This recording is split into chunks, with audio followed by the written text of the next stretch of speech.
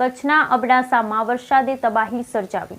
નલિયા કોઠારા સહિત અબડાસા તાલુકાના અનેક વિસ્તારો અને આસપાસના વિસ્તારો પાણીમાં ગરકાવ થઈ ગયા હતા। વરસાદને કારણે જનજીવન પ્રભાવિત થયું હતું। ગામને જોડતા રસ્તાઓ પર પાણી વહી રહ્યા છે। નીચાણવાળા વિસ્તારમાં પાણી ભરાવાને કારણે અનેક મકાનોમાં ઘરવખરીને નુકસાન થયું છે।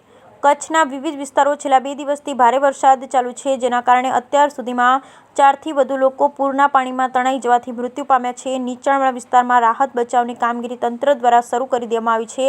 અબડાસાનું સુથરી ગામ બેટમાં ફેરવાયું। સ્થાનિક નદી પાણી ગામમાંથી પસાર થતા ગામમાં પાણી દર વર્ષે ચોમાસામાં ગામમાં ભરાય છે પાણી। આસપાસ પડેલા ભારે વરસાદ બાદ ગામમાંથી નદી વહેતી હોય તેવા દ્રશ્યો સામે આવ્યા। Bureau report Rameshbhai Bhanushali. તલાટી સાહેબ, અત્યારે શું પરિસ્થિતિ છે કોઠારા માનપુરા વિસ્તારની, શું કહેશો?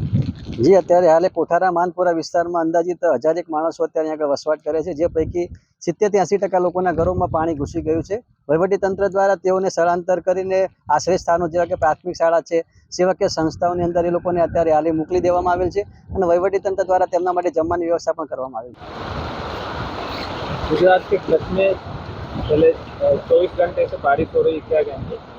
कल शाम से लगभग 7 बजे से सुबह के 12 बजे तक अंदाजा मेरे ख्याल से 12 इंच जैसी लगातार बारिश होने की वजह से कच्छ के अबडासा के कोठारा गांव के आसपास के जितने गांव हैं उनमें लोगों का जो निचले हिस्से में जो लोग रह रहे हैं उनका थोड़ा बुरा हाल हो गया है।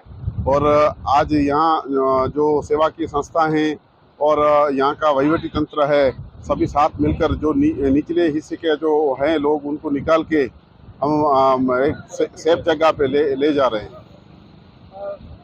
मानपुरा विस्तार में बहुत पानी भरा है। सरपंच, અત્યારે શું પરિસ્થિતિ છે માનપુરા વિસ્તારમાં? પરિસ્થિતિ હમણાં ગંભીર પરિસ્થિતિ છે અને માણસોના ઘરોમાં ઘાટા ઘરોમાં મારા ખ્યાલે 80 થી 90% ઘરોમાં પાણી હાલી ગયા છે।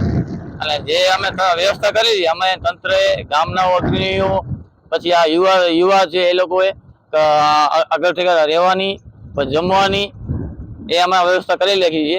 અને હમણાં બહુ છે ને બહુ ભયંકર પરિસ્થિતિ છે ગામની।